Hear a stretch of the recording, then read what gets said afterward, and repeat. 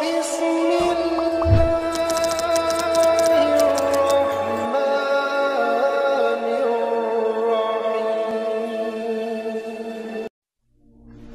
بات ذہن میں رکھیں کہ جب بے جان چیزوں کے درمیان تعلق ہوگا تو اسے کشش کہیں گے، جانداروں کے درمیان تعلق ہوگا تو وہ کشش محبت کہلائے گی۔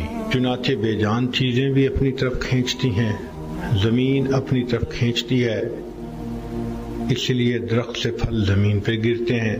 اس کو سائنس کی زبان میں گریویٹیشنل فورس کہتے ہیں۔ تو یوں سمجھیے کہ اللہ رب العزت نے لوہے اور مقناطیس کے درمیان محبت رکھ دی ہے۔ نباتات میں بھی ایک دوسرے کے ساتھ محبت، چنانچہ سائنس نے ثابت کر دیا کہ بعض پودے میل ہوتے ہیں اور بعض فیمیل ہوتے ہیں۔ میل پودے سے پولن اڑ کے جاتا ہے اور فیمیل پودا اس پولن کو لے لیتا ہے اور اس کے اندر پھل اور پھول بن جاتا ہے۔ گویا ان کے درمیان بھی خاص کشش ہوئی۔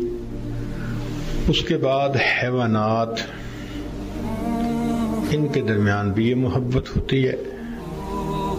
مثال کے طور پر اللہ رب العزت نے مچھلی کو پانی کے ساتھ محبت عطا کر دی۔ مچھلی پانی کے بغیر رہ ہی نہیں سکتی، مقولہ بن گیا۔ مومن مسجد میں آ کر ایسے پرسکون ہو جاتا ہے جیسے کہ مچھلی پانی میں آ کر پرسکون ہو جاتی ہے۔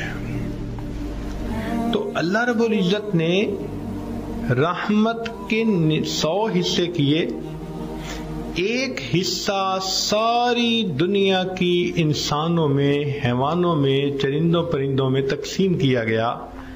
وہ ایک حصے کی وجہ سے ماں بیٹوں سے محبت کرتی ہے، بیٹیوں سے محبت کرتی ہے، میاں بیوی آپس میں محبت کرتے ہیں، بھائی بھائی سے محبت کرتے ہیں، ایک مومن دوسرے مومن سے محبت کرتا ہے۔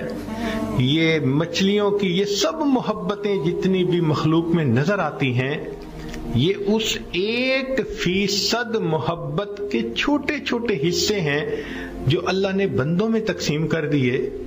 اب اگر تھوڑی سی محبت ماں کو ملی ہے تو ماں بچے کو دھوپ پہ کھڑا دیکھنا پسند نہیں کرتی، بچے کو گرمی لگے ماں پسند نہیں کرتی۔ تو سوچئے تو صحیح کہ جس پروردگار کے پاس 100 حصے رحمت کے موجود ہیں، حدیث پاک میں آتا ہے اللہ تعالیٰ قیامت کے دن ان 99 حصوں کا اظہار فرمائے گا۔ اس اللہ کو اپنے بندوں سے کتنی محبت ہوگی۔ اس لیے اگر کوئی بندہ گناہگاری کی زندگی گزارتا پھرے، گناہوں میں پڑا رہے، تو رب کریم چاہتے ہیں کہ میرا یہ بندہ میرے در سے دور نہ جائے، میرے در کی طرف واپس آ جائے۔ اللہ تعالیٰ اس بندے کا انتظار کرتے ہیں۔ علماء نے لکھا ہے ماں اپنے بچھڑے بیٹے کا اتنا انتظار نہیں کرتی جتنا اللہ رب العزت اپنے بگڑے ہوئے بندے کا انتظار فرماتے ہیں۔ حدیث پاک میں بتلایا کہ ایک آدمی اونٹنی پہ سفر کر رہا تھا، اونٹنی کے اوپر کھانے پینے کا سامان تھا، صحرا کا سفر تھا۔ ایک جگہ پر وہ تھوڑی دیر آرام کے لیے رکا، نیند آ گئی، آنکھ کھلی تو دیکھا کہ اونٹنی غائب ہے۔ بڑی ڈھونڈنے کی کوشش کی، اونٹنی نہیں ملی، حتیٰ کہ اس کو یقین ہو گیا کہ اس صحرا کے اندر میں ایڑیاں رگڑ رگڑ کر مر جاؤں گا، ڈی ہائیڈریشن میری ہو جائے گی، نہ کھانے کی کوئی چیز ہے نہ پینے کی ہے، پیدل چل کے میں صحرا کو عبور کر نہیں سکتا۔ اب اسی غم اور پریشانی میں اس کی جو آنکھ تھوڑی دیر کے لیے لگی تو اس نے جب آنکھ کھولی دیکھا کہ وہ اونٹنی اپنے ساز و سامان کے ساتھ کھڑی ہے، تو خوشی میں اس کی زبان سے یہ لفظ نکلے، اللہ میں تیرا اللہ، تو میرا بندہ۔ حدیث پاک میں آتا ہے کہ خوشی اتنی تھی کہ وہ الٹی بات کر گیا، کہنا چاہتا تھا تو میرا اللہ، میں تیرا بندہ۔ تو نبی علیہ السلام نے فرمایا کہ جس طرح اس بندے کو اونٹنی کے ملنے پہ اتنی خوشی ملی، جب کوئی بندہ گناہ سے توبہ کرتا ہے اللہ رب العزت اس بندے سے اس سے بھی زیادہ خوش ہوتے ہیں۔ تو آج کی اس مجلس میں ہمیں چاہیے ہم نے جتنے بھی گناہ کیے ہم اللہ رب العزت کے دروازے پہ آ جائیں اور اللہ سے اپنے گناہوں کی معافی مانگ لیں۔ پروردگار خوش ہو کر معاف فرما دیتے ہیں۔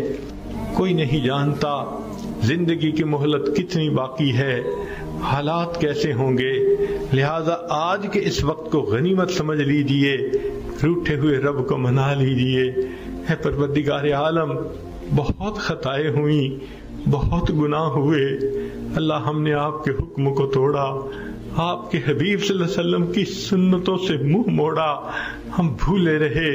آج اس بات کا احساس ہوا، اللہ آپ کے دروازے پر آئے بیٹھے ہیں، اللہ ہمیں خالی نہ لوٹا دینا، میرے مولا ہمیں عزتوں کی زندگی عطا کر دینا، اور آئندہ اپنے مقبول بندوں کی فہرست میں شامل فرما لینا، اور قیامت کے دن سرخروئی کی زندگی نصیب فرما دینا۔